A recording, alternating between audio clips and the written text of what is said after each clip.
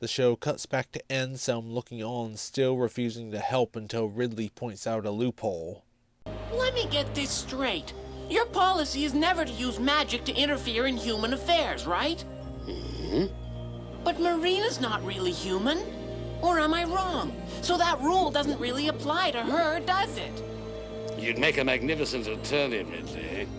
This convinces him to use his magic to save Marina's life by turning her back into a mermaid, and just like Hedwig said, his interference negates the whole deal, so her voice is restored to her as well. Meanwhile, Justin is very sad that Marina's gone, and his page Chauncey gets concerned then incredulous that Marina is a mermaid until he sees her for himself. Winnie hears from Ridley that Justin didn't marry Cecily, so she goes to tell Marina. Justin and Chauncey visit Anselm to ask if he can help him reunite with Marina. He claims to have picked up a potion from a traveling peddler that will help Justin, but he really made it himself. This potion will allow whoever drinks it to breathe underwater for an hour, but it only works once a day. Justin is happy, and after he and Chauncey leave, Ridley comments on Anselm's change of heart. My goodness, I don't remember any peddler coming by with a magic potion.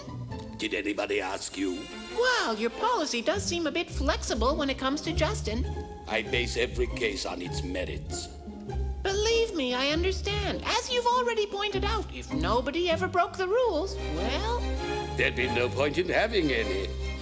Justin and Chauncey take the potion to see if it works, then they set out to find Marina, who is gone to see if Hedwig will give her a second chance, but she's so enraged by a comment from Winnie that she has her polypi attack them. Fun fact, these are straight from the original story. They guarded the sea witch's lair, and the text described them holding the skeletons of their victims, ranging from animals to even a mermaid, so Marina and Winnie were in serious danger. But Justin arrives, and after a very brief tussle they escape. The lovers are reunited, and the episode closes on a beautiful sunset.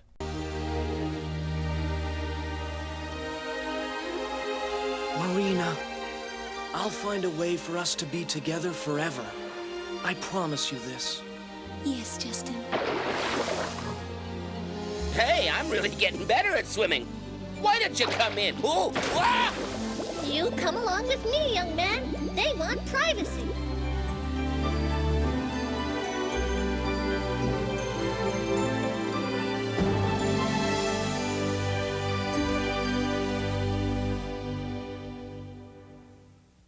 This was a great start to the series. You could argue that they rushed through the original story, but I have seen faithful adaptations that are less than 10 minutes, so it's not terribly jarring.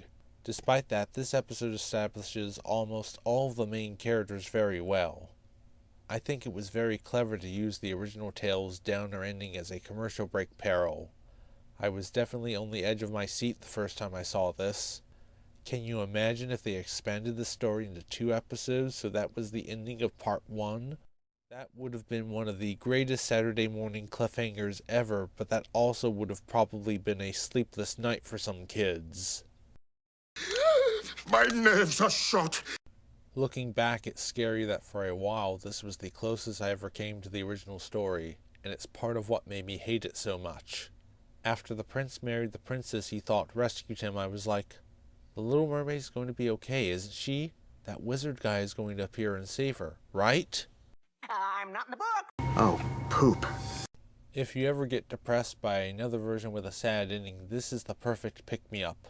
I know because I watched it again after I viewed the 1968 Russian animated short film. I talked myself into trying it because for some bizarre reason I thought that an adaptation with animation this beautiful couldn't possibly end in tragedy. It was a mistake. A terrible, terrible mistake. And that was the last time I ever tried to watch a Little Mermaid adaptation without skipping to the end first. Anyways, the story continues in episode 2, The Golden Tablet, which begins with Hedwig having her hammerhead shark henchman Dudley attack a pirate ship for her so that she can collect the treasure. As the ship sinks, Marina and Winnie stumble across the scene. They are attacked by sharks, but Winnie uses her supersonic sonar scream to paralyze them.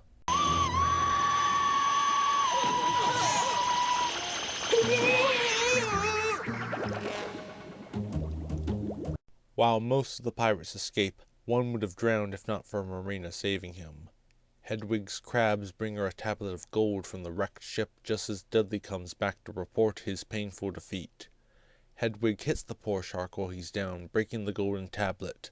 A clownfish named Bobo takes interest as Hedwig reads the half she holds. What's this? He who hath eyes to read the secrets inscribed on this golden tablet holds in his hands the path to the potion of change? It's been so many thousands of years. I thought this tablet had been destroyed with the potion of change. I can return to the surface and change my magic. Nothing can stop me, not even that meddling wizard Anselm. So she came from the surface and knows Anselm. Isn't that an interesting twist? Rest assured, you get the full story early on if you're watching the episodes in order. Hedwig sends her minions to look for the rest of the tablet after Bobo takes it. Meanwhile, Justin gets ready to join Marina. Are you ready to go? Yes, I already took the potion, Marina. Silly, you're wasting time. Already we get some of the cute banter that makes them such a fun couple to watch. After playing for a while, they bump into Hedwig, but they escape back to Marina's palace where Bobo is waiting with the tablet. Marina recognizes it and gives some more exposition. In the distant past, humans and merpeople were once friends until a greedy human stole the golden tablet from the merpeople. The Mer King decreed that their species should never interact with each other again. With the help of a dolphin distracting Hedwig, the others infiltrate her lair searching for the other half of the tablet. They find it as well as a potion that looks like the one Justin uses. Hedwig returns, and while the dolphin helps them escape her initially, she catches up to them along with her minions, and our heroes are forced to surrender the tablet to save Bobo. Thank you, little lovesick surface princeling. The sea and the land are mine now. When I regain my form, I'll rule the whole world. The ancient powers are mine again. Poor Bobo, you all right? Shippers take note. Justin takes the potion to Anselm, who tells them that it will work like his potion does for Marina. It will allow her to transform into a human for an hour each day, but if water is splashed on her, then she will instantly turn back into a mermaid.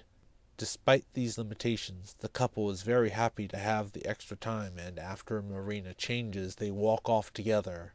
Ironically, Hedwig is not so happy with her victory. You know what it says on this tablet, Dudley?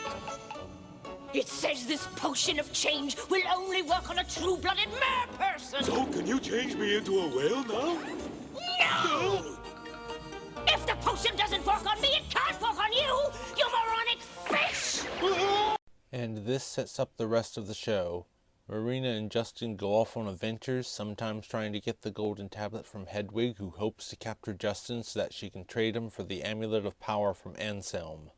My biggest complaint with the series overall is that Hedwig gets the golden tablet way too early, so viewers will quickly learn that every time anyone tries to take it from her, failure must be the only option, otherwise the series would be over. I think that a better way to handle this would have been for the characters to learn of its existence and go looking for it over several episodes before finding it in the second half of the series. Another would be to start with Hedwig finding a piece of the golden tablet so that every now and then somebody could find another piece. This would allow the heroes to catch a break while still keeping Hedwig as an effective threat, because even if she doesn't have the whole tablet, without all the pieces, Marina can't become human. I shall now do a character overview. While I am going to be making comparisons between a few of them to their Disney counterparts, I am not going to bother comparing Marina and Justin to theirs because it's not fair to Disney. In contrast to Ariel and Eric's fairy tale romance, Saban's Little Mermaid takes place over at least a year, so even if it starts out as a love at first sight story, they are given more time for the romance to properly develop. Ladies first, especially as Marina is the titular character. She is your typical mermaid princess, a warm and caring person who is friendly to most animals. She is very sweet, although she can be a bit naive when it comes to certain aspects of life on land. Is it too little? Well, it's a lot less than I usually get for my horses, but... Please, sir, Won't you take it? I have to get a horse. A friend of mine is in trouble. Well, if you're really desperate, okay. But that horse in the corner is the only one I can sell you for the amount you're willing to pay. That one will be fine. I'll take him right now. Oh, brother, I can't believe how stupid that girl is. Why, she must have been raised in a cave somewhere. But when she's in her element, she can be pretty awesome. One of my favorite moments of hers is in Hold That Thought, where it looks like Hedwig managed to hypnotize her, but she was actually faking it. I think it's safe to say that she is the most proactive Little Mermaid. Smugly controlling Justin like a puppet on a string, Hedwig didn't know she was in for a big surprise. I knocked her out! Now break free! Okay, quick, let's get out of here! Marina is voiced by Sanja Ball, who amongst other things voiced the female samurai pizza cat Polly Esther. It's so typical of Speedy to be late again. Me. What in the world? If that's the Roadrunner, I'm getting out of here. It's Speedy!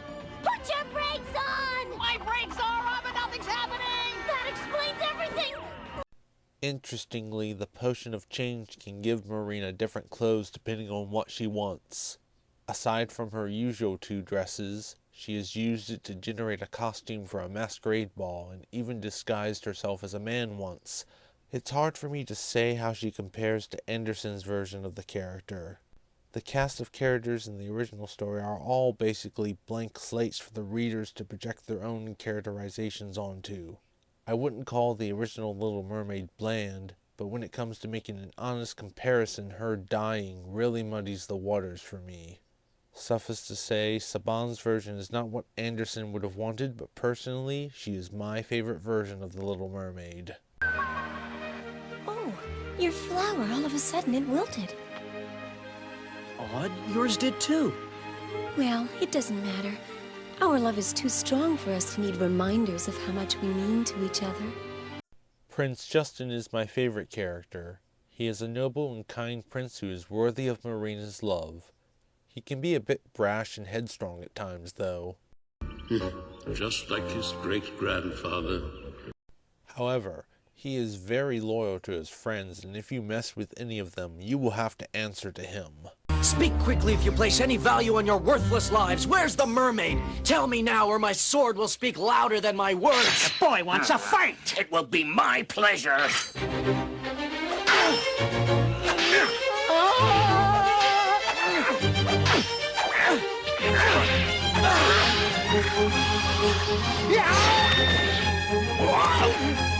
Now, where's the mermaid? He is much better than the original prince, who is kind of a drip. Despite being fascinated by his mute friend, he only lets her sleep on a cushion outside of his room. Give her a bed, guy. Sheesh. One of my favorite things about the first episode is how Justin realizes his mistake before it's too late. Unlike the prince in the Toei version, who only realizes he married the wrong person after the Little Mermaid dies. It's a small detail, but I feel that it does a lot for Justin's character, showing that he is not perfect but will try to make up for his mistakes. He is voiced by Canadian voice actor Thor Bishoprick, who has an interesting resume which I shall talk about later on. Well, we almost had it. Yes, but that doesn't mean we've been beaten by the old hag. What do you mean? We'll have another chance to get the magic tablet. The Sea Witch made a big mistake by changing the hiding place, and she'll probably do it again. She can be beaten. In addition to being the best version of the prince, he represents the biggest reason why I think this show is superior to the Disney series. Aside from making any of the perils Ariel faces pointless, the decision to make it a prequel removed Prince Eric almost entirely from the story, leaving boys without a strong male character to latch on to. He does actually show up in 3 episodes, but to preserve the continuity, he and Ariel can never interact with each other. Also, he's voiced by Jeff Bennett instead of Christopher Daniel Barnes. I'm surprised Disney couldn't even get him for 3 episodes, and this was before he had a 5-season run voicing Spider-Man in the 90s animated series. Nice outfit. Don't tell me, you're a Leo, right?